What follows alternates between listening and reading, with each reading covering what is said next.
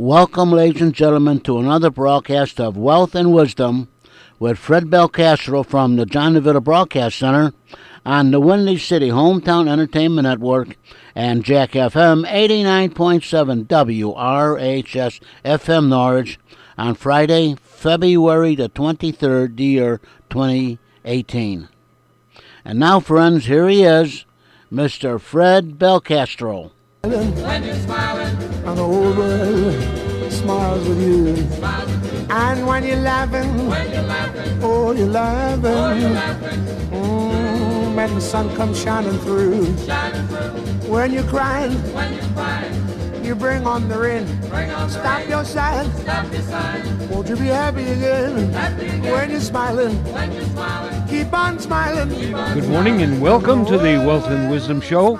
My name is Fred Belcastro, and I'm your host over the next 30 minutes as we provide financial clarity so that you can create, cultivate, and keep your wealth in a tax-efficient manner.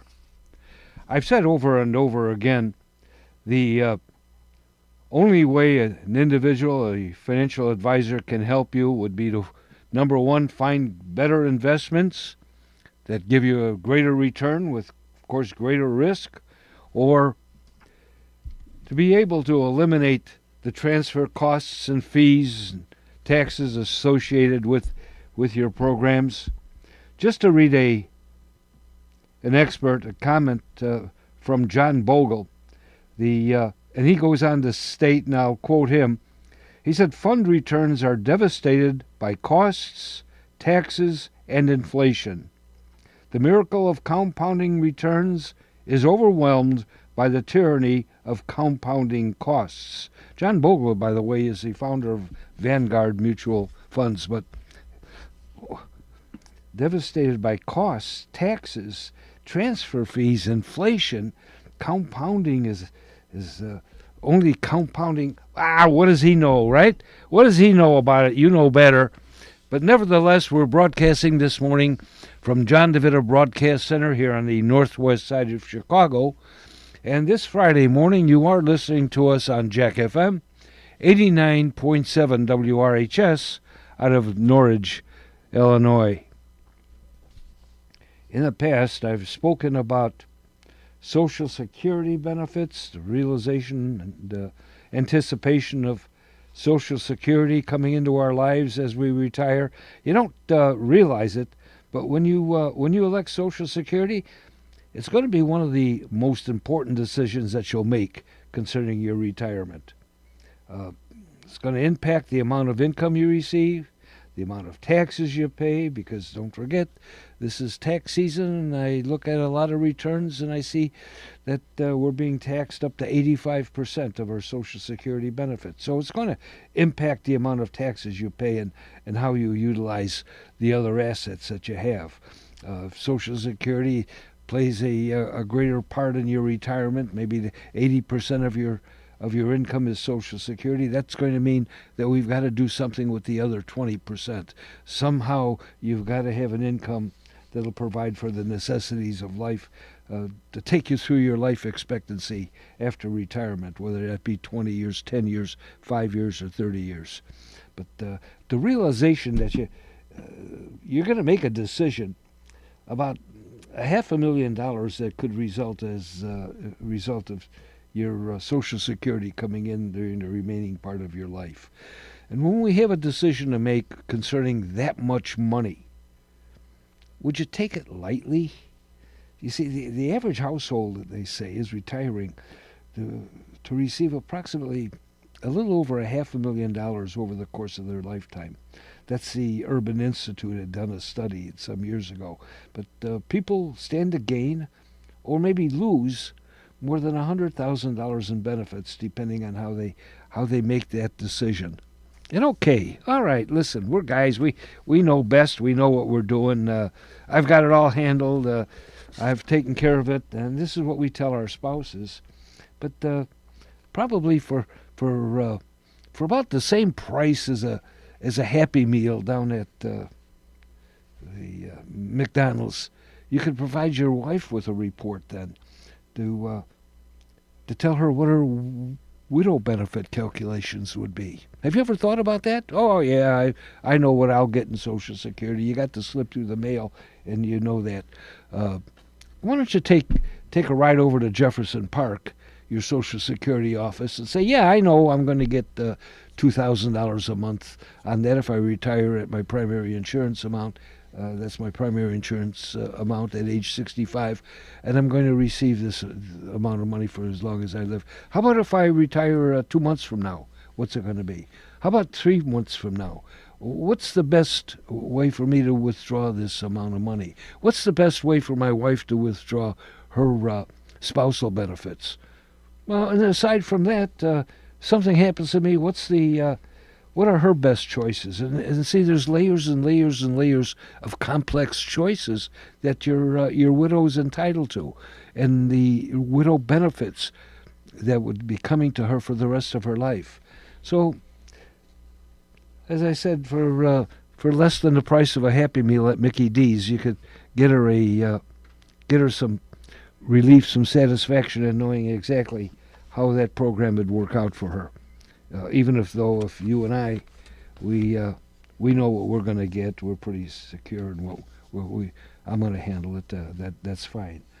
That's fine. It goes on to say, with our discussion this morning, I'm not going to talk about the Hatfields and the McCoys, because I think we've done that enough, and we exposed the risks of the withdrawal rate. At retirement, when do we take the money? How should we take the money? So we've done that over the last few weeks.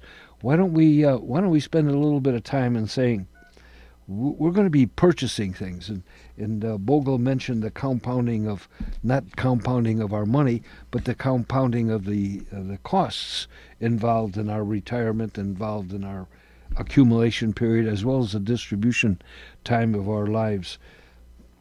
So it brings up a question that I've often asked individuals. Say, how are you going to pay for it? What? How are you going to pay? You're going to buy a car this year, next year? You've been to the auto show? How are you going to pay for it? You know, how do you buy things? Furnace. Did you replace the furnace this February? This December? How'd you pay for it? How do you buy things? How do you provide for your children's education? You see? So I wanted to start a conversation on how people buy things, maybe how we borrow money, and how we pay for these major capital purchases, these big ticket items as we call them. What do I mean by major purchases? Something literally that we can't afford to pay in full from our weekly cash flow, or our monthly budget, or monthly cash flow. Well, like the automobiles, or like the weddings. But let me first discuss how we buy stuff, how we get stuff. You know, first, in order to get stuff, we don't have any money. We're a debtor, right? Now, through the years, growing up, through the times of accumulating money and raising our families, being in debt, the weight of debt is upon us. To say, wow, we don't want debt. No, we want to compound our money. Oh yeah. We don't want to be in debt. Oh no, we're not in debt. You know. So, but how about the person who just works to spend? You know, that they don't have any savings. We don't save any money. No cash outside of maybe what we're forced to do, or what we're doing at work. Well, we don't have any savings. We don't have any interest. We don't earn any interest because we don't have any money. What we do when we want to buy something is we just we pay interest, and that's the debtor. I have friends that when I first met them, they were savers. They saved the money, and because they saved the money, I don't have to pay interest. That's why I save the money, and I buy something. They earn interest on their savings, and when it comes time to buy something, to make the purchase, they pay cash. See, and save the interest that they pay. They're a little bit ahead of the debtor in that regard. Finally, How about the fellow who does a little bit of planning? When I talk about adding clarity to your program, when I talk about the avoidance of costs, I'm not just whistling Dixie, as the expression is. I'm talking about actually making a meaningful and a substantial addition to your wealth, right? Because we're going to talk about the guy who creates wealth. He saves too. He doesn't spend everything he has. He's a saver. But when it comes time to buy something, he'll choose the other people's money to maximize the efficiency of his own portfolio. He maximizes the efficiency of his own portfolio by choosing to use other people's money.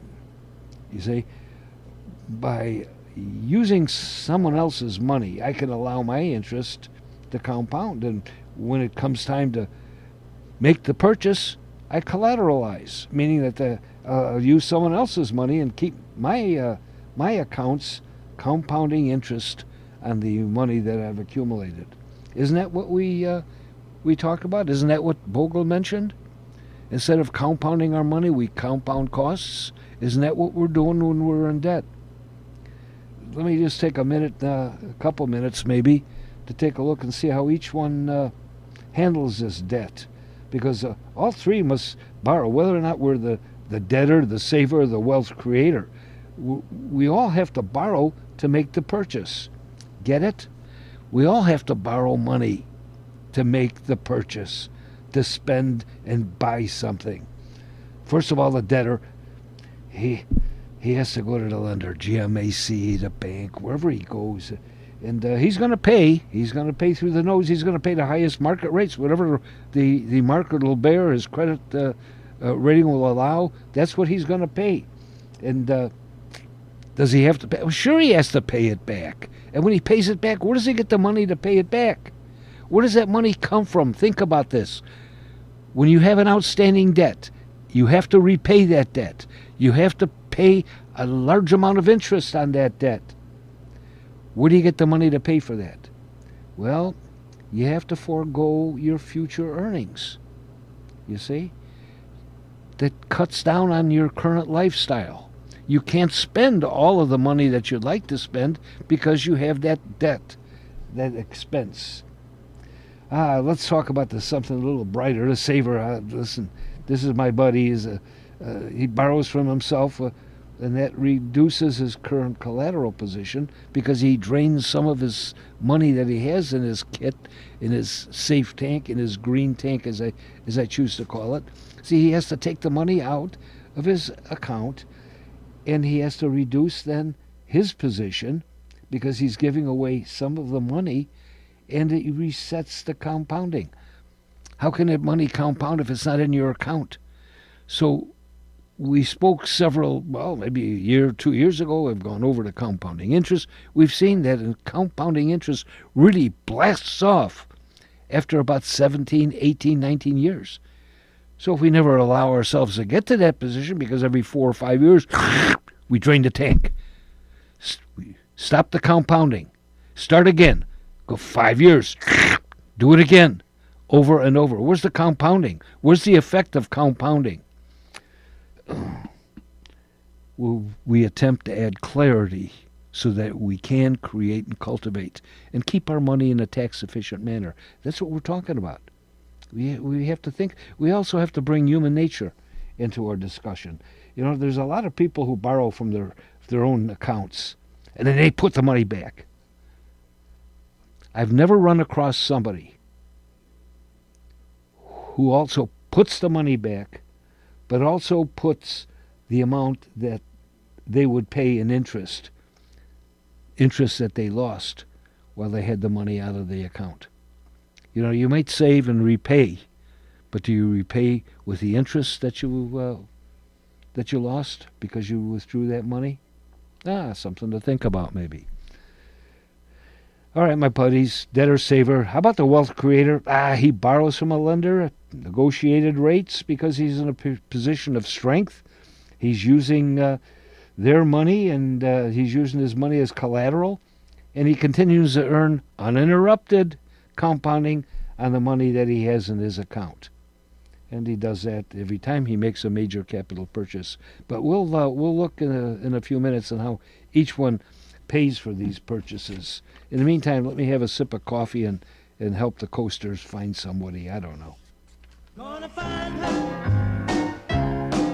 Gonna find her. Gonna find her. Gonna find her. Yeah, I've been searching. I'm searching. Oh yeah, searching every which way. Yeah, yeah. Oh yeah, searching. I'm searching. Searching every which way. Yeah, yeah. But I'm like that northwest mountain. You know I'll bring her in someday. Gonna find her. Well, now if I have to swim the river, you know it. And if I have to climb a mountain, you know it. And if she's hiding up on a blueberry hill, am I gonna find a child? You know will, 'cause I've been searching. Oh yeah, searching. My goodness, searching every which way. Yeah, yeah. But I'm like that northwest mountain. You know I'll bring her in someday. Gonna find her. Well, Sherlock Holmes, Sam Spade, got nothing, child on me. Sergeant Friday, Charlie Chan, and Boston Blackie. And no matter where she's hiding, she's gonna hear me coming. I'm gonna walk right down that street like bulldog drumming. 'Cause I've been searching. Oh Lord, now searching. Child, searching every which way. Yeah, yeah. But I'm like that northwest mountain.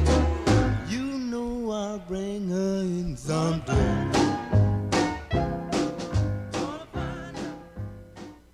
There was our friends, the Coasters, singing Searchin'. All right, let's look and see how each individual may pay for their purchase. Remember I talked about the debtor, saver, wealth creator. All right, the debtor makes payments, right? He borrowed money, and he's going to pay the highest rates possible in order to get that money. He doesn't have any choice. Goes to the bank, puts his hat and coat and his tie, and gets dressed and goes to them and says, gee, can I have some money, or will you finance this purchase for me?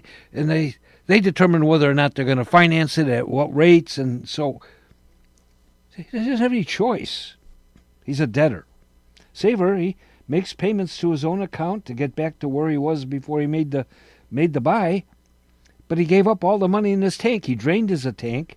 He spent the dollars that he had accumulated, plus, listen to this, plus he does not have the interest on that money he could have earned had he not drained his tank, right? He spent the money, he had the money, he was going to earn interest on that money over the next 4, 5, 6, 7, 8, 10 years, whatever the length of purchase was, the terms of the purchase. He lost that amount of interest, thereby stopping all the compounding. But on the other hand, a wealth creator, he's got to make payments too. But he allows his money to stay intact. He allows his money to stay in his tank, compounding, and he maximizes the benefits available because he has a private reserve. What's a private reserve? He has a kick. He has some place to keep the money, some place to put the money. Where's he going to put the money? Where's he going to keep the money? That's up to him. Whatever will give him the greatest advantage. Remember, I'm talking about it's up to you. You see, you have to have control. The wealth creator still has liquidity, use, and control of his money. He didn't give up his money as the saver did. And we talked about the importance of liquidity, use, and control in our money. But let me try and help you visualize this a little better by going over to the blackboard.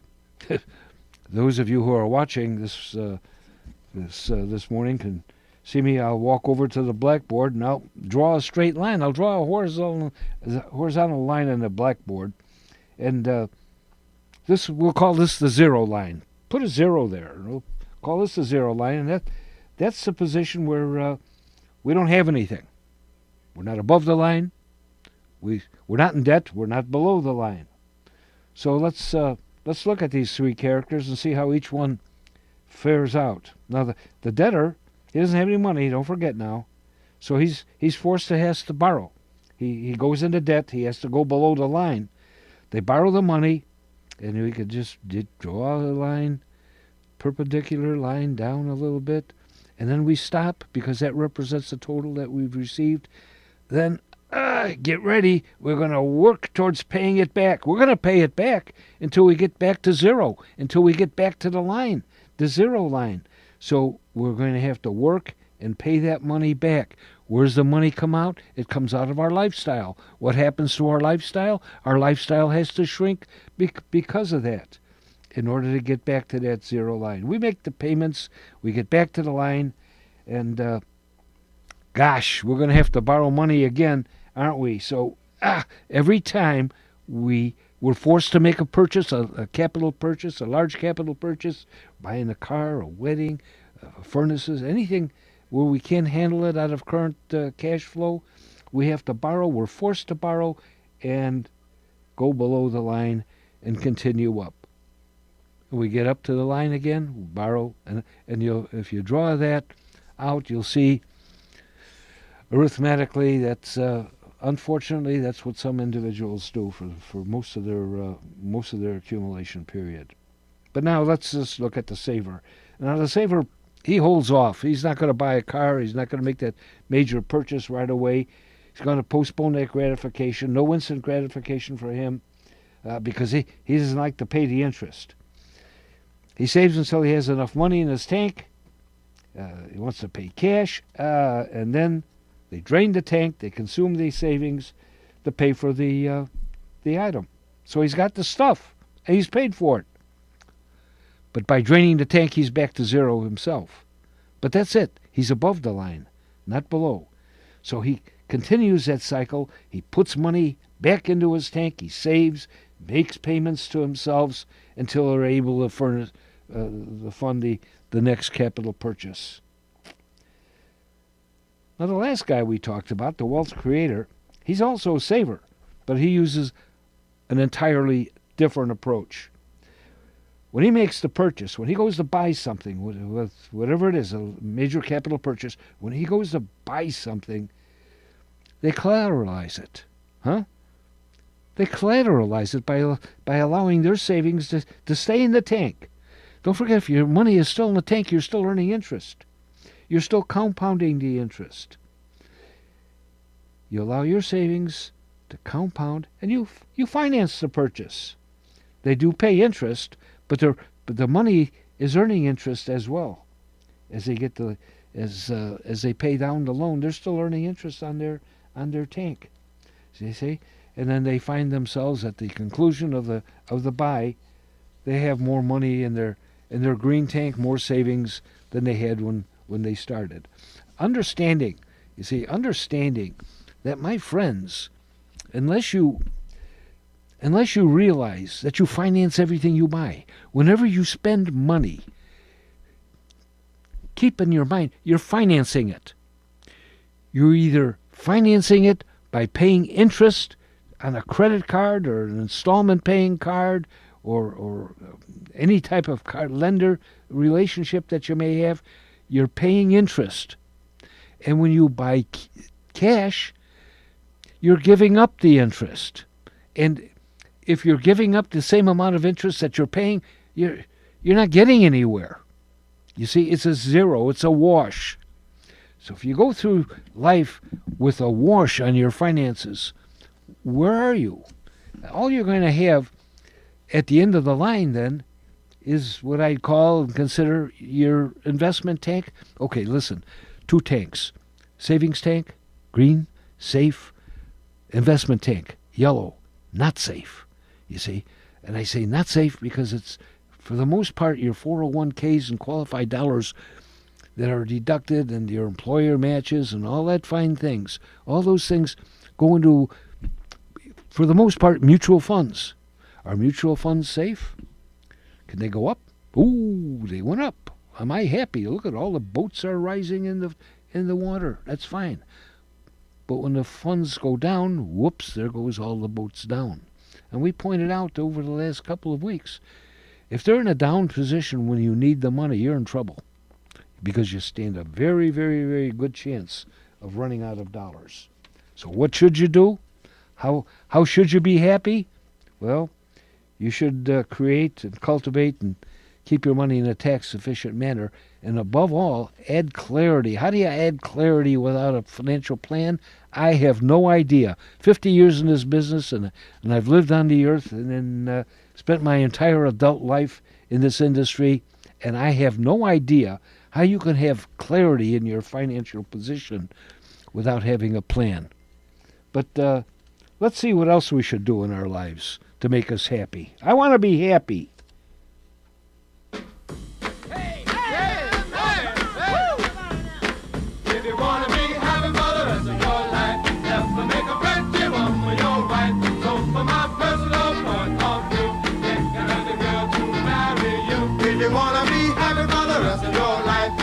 Make a picture one for your wife. So for my personal point of view, get an ugly girl to marry you. A pretty woman makes a husband look small, and very often causes his downfall. As soon as he marries her, then she starts to do the things that will break his heart. But if you make an ugly woman your wife, you'll be happy for the rest of your life. An ugly woman cooks meals on time. She'll always give you peace of mind. If you wanna be happy for the rest of your life, never make a pretty woman your wife. So from my personal point of view, get an ugly girl to marry you.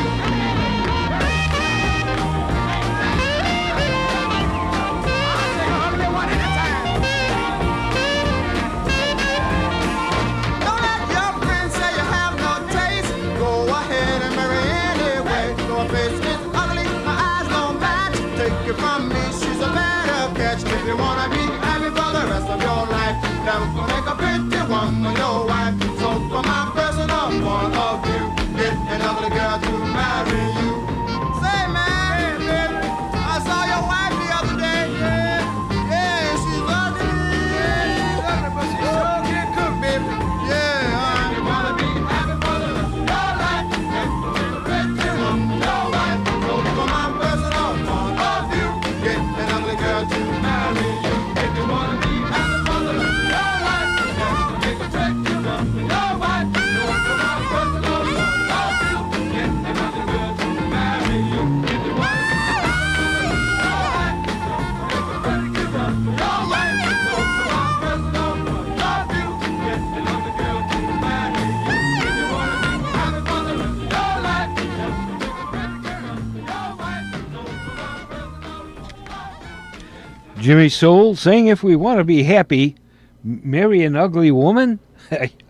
What words? But anyway, that's a song from the 50s and 60s. Next week, for those of you who enjoy our station, enjoy our program, and who like to make suggestions, recommendations, comments concerning anything that we discuss here each Friday morning, give me a call, area code 630-673-4360. We become friends through the radio. So any questions, anything that you might have on your mind, be happy to share it with me, and I'll share some concepts with you as well. Next week we'll talk about the problem of debt. We'll talk about, well, I'm not going to mention anybody. This Ramsey made his fortune in dealing with debt, but nevertheless, we're going to talk about the problems that we have with debt and There are also problems with paying cash. We'll talk about making some of these future purchases. Nevertheless, our time is up for this morning. So, as usual, why don't we be kind to our neighbors, help someone out if we can, and in parting, my last words would be, come on, let's do something good for somebody and make somebody smile. Talk to you next week. Thanks for listening.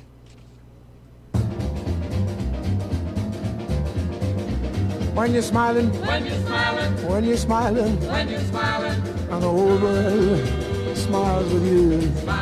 And when you're laughing, when you're laughing, oh, you're laughing. oh, you're laughing, When the sun comes shining through. shining through. When you're crying, When you're crying, you bring on the rain. bring on the Stop rain, your sighing. stop your sighing, Won't you be happy again? happy again. When you're smiling, When you're smiling, keep on smiling. keep on smiling. And the world will smile with you. Let's go now. Let's go, Sam. You have been listening to Wealth and Wisdom with Fred Belcastro from the John DeVita Broadcast Center on Jack FM 89.7 WRHS FM Norwich and the Windy City Hometown Entertainment Network on Friday, February the 23rd, the year 2018. This broadcast was directed by John DeVita. Our special thanks to radio station manager Kevin Zeflik of WRHS FM Norwich and the executive producer of Windy City Hometown Entertainment Network, Mr. John Secondo. Until next time, friends, please be safe and thanks for listening. This broadcast was pre-recorded on Wednesday, February the 21st, the year 2018.